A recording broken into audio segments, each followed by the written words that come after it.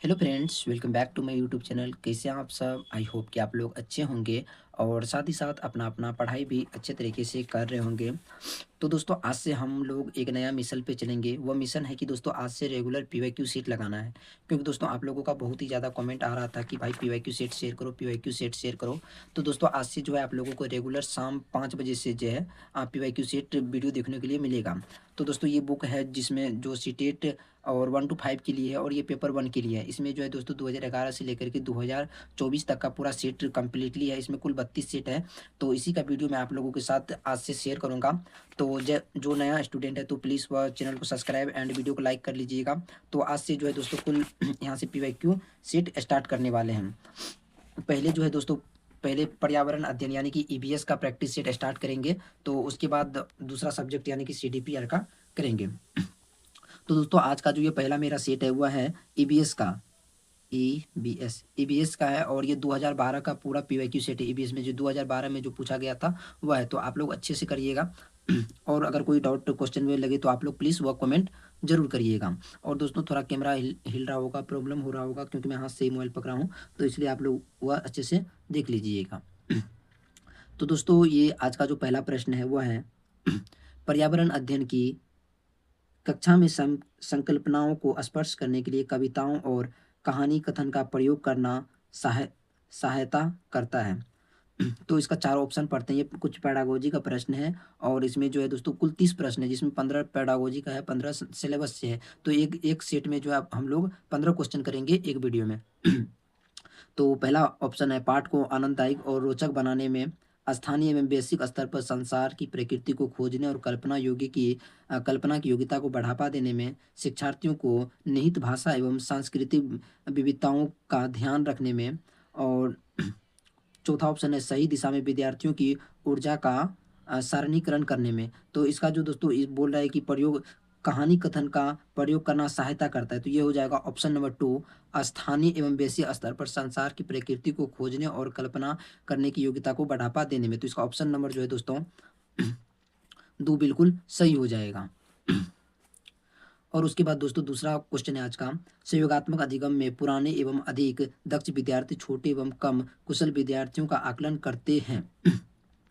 तो पहला ऑप्शन हो गया समूह में दृढ़ गहन प्रतियोगिता, उच्च उच्च लब्धि एवं उच्च गरिमा, उच्च नेत्रिक विकास।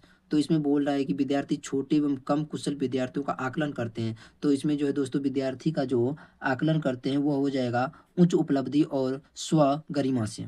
तो इसका ऑप्शन नंबर 3 बिल्कुल सही हो जाएगा। और दोस्तों अगला प्रश्न है, सीमा प्रत्येक पाठ्य को रटकर तुरंत सीख लेती है, लेकिन रटना तो नहीं है, लेकिन सीमा रटकर तुरंत सीख लेती है, जबकि लीना चर्चा एवं ब्रेन स्टमिंग यानी कि मस्तिष्क आलोड़न, मस्तिष्क यानी कि वो समझ के बाद पाठ को समझती है। यह डैश के विकासात्मक सिद्धांत की ओर संकेत करता है। तो इसका पहला ऑप्शन है सामान्य से विशिष्ट की ओर, दूसरा निरंतरता, तीसरा अंत संबंधित, चौथा व्यक्तित्व विभिन्नता है। तो इसका बिल्कुल सीमा जो है दोस्तों रट कर समझ रही है, लेकिन लीना जो है दोस्तों उसको समझ रही है। तो ये व्यक्तित्व विभिन्नता हो गया। तो इसका ऑप्शन नंबर 4 बिल्कुल सही हो जाएगा। और उसके बाद दोस्तों अगला प्रश्न है, निम्नलिखित में से रोग का वह समूह चुनिए जो मच्छरों से फैलता है। ये बहुत बार दोस्तों सीटेट में क्वेश्चन पूछा गया है, बहुत ही ज़्यादा इंपॉर्टेंट है। तो इस क्वेश्चन को आप लोग अच्छे से देखिएगा। तो वो रोग कौन कौन हो मच्छरों से फैलने वाला जो रोग है, पहला ऑप्शन में डेंगू, मलेरिया, चिकनगुनिया है, मलेरिया हैजा मियाजी बुखार, मलेरिया डेंगू हैजा मलेरिया चिकनगुनिया मियाजी बुखार। लेकिन दोस्तों मच्छरों से जो फैलता है वह डेंगू, मलेरिया और चिकनगुनिया होगा। तो इसका ऑप्शन नंबर ए बिल्कुल सही हो जाएगा। और दोस्तों अगला प्रश्न है सांपों से, सांपों के संदर्भ में कौन सा कथन सही कथन को चुनिए बोल रहा है। तो हमारे देश में केवल 4 तरह के जहरीले सांप पाई जाती है। तो बिल्कुल सही हो गया। और दूसरा है नाग यानी कि कोबरा जहरीले सांपों का जो है दोस्तों एक प्रकार है। ये भी बिल्कुल सही ऑप्शन है। और 2 ऑप्शन बचा हुआ है।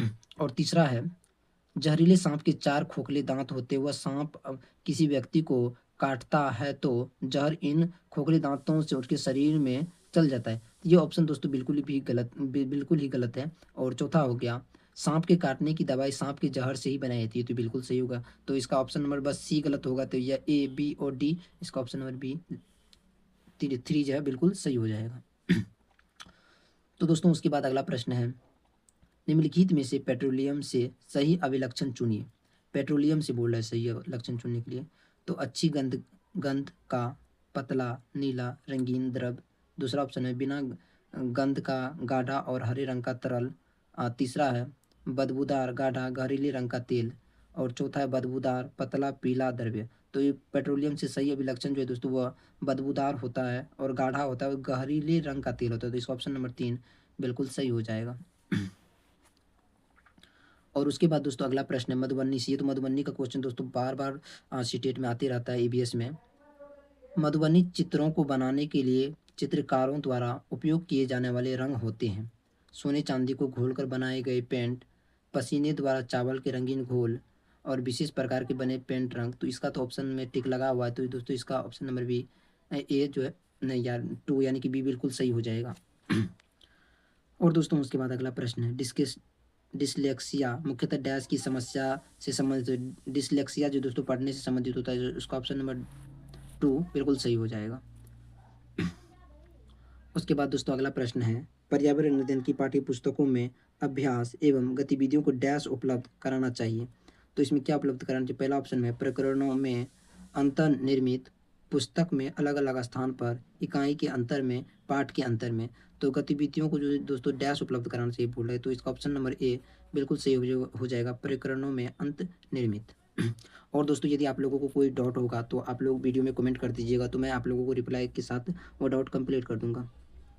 पर्यावरण अध्ययन के शिक्षकों को क्या करना चाहिए? बच्चों के दृष्टिकोण को स्वीकार करना एवं सम्मान देना चाहिए। ये तो दृष्टिकोण बोल रहा है ना। तो दूसरा है अभिभावकों को विचार को स्वीकार करना। अभिभावकों का विचार क्या होगा इसमें? प्रयोग विशेषतः प्रयोग पर ध्यान देना चाहिए। ये बिल्कुल ऑप्शन सी, बच्चों के लिए बोल रहे हैं ना, शिक्षकों को बच्चों के प्रति प्रयोग पर ध्यान देना चाहिए। तो इसका ऑप्शन नंबर 3 बिल्कुल सही हो जाएगा। और आप लोग जो नया नया भाई बहन आए हैं वीडियो देख रहे हैं तो प्लीज़ वह चैनल को ज़रूर सब्सक्राइब करिएगा और वीडियो को लाइक कर दीजिए, क्योंकि इस वीडियो का लाइक टारगेट बस 10 है। प्राथमिक स्तर पर बच्चे को आकलन करने का सर्वश्रेष्ठ तरीका क्या है? तो ये तो पोर्टफोलियो, ये बहुत ही आसान क्वेश्चन है और बार बार सीटेट में आता है। और उसके बाद दोस्तों अगला प्रश्न है एक शिक्षक पढ़ाते समय दृश्य सर्वे सामग्री एवं सारी गतिविधियों का प्रयोग करता है क्योंकि ये अधिगम वृद्धि में अधिकतर इंद्रियों का उपयोग करते हैं। शिक्षक को आराम नहीं करवाना है। आकलन को सुगम बनाते हैं, आकलन को सुगम नहीं बनाते हैं। दिशा निर्देश उपलब्ध कराते हैं, शिक्षकों को नहीं करना है, कुछ विद्यार्थियों को भर्ती। तो इसका ऑप्शन नंबर ए बिल्कुल सही हो जाएगा। और आज का ये 13वां प्रश्न है डैश के अलावा निम्नलिखित पर्यावरण अध्ययन पढ़ाने की गतिविधियां हैं। तो पहला ऑप्शन में सहयोगात्मक अधिगम, दूसरा निर्देशित खोज, तीसरा व्याख्या द्वारा स्पर्श करने और चौथा समस्या समाधान। तो डैश के अलावा पर्यावरण अध्ययन पढ़ाने की विधियां जो है दोस्तों वो व्याख्या एवं स्पर्श, यानी कि उसको अच्छे से स्पर्श करके जो है समझाना है। और अगला प्रश्न है दोस्तों डैश के अलावा बच्चे विकास को आकार देने वाले वातावरणीय कारकों में निम्नलिखित सभी शामिल हैं।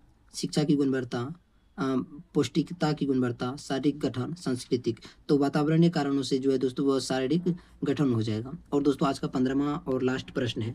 एक सेट में जो है दोस्तों कुल 15 प्रश्न करेंगे और इसका जो 15 प्रश्न बच जाएगा तो वह उसका कल आप लोगों के साथ शेयर करेंगे। आप लोग रोज़ शाम को ये 5 बजे वीडियो अपलोड हो जाएगा, तो आप लोग ज़रूर जुड़ जाइएगा।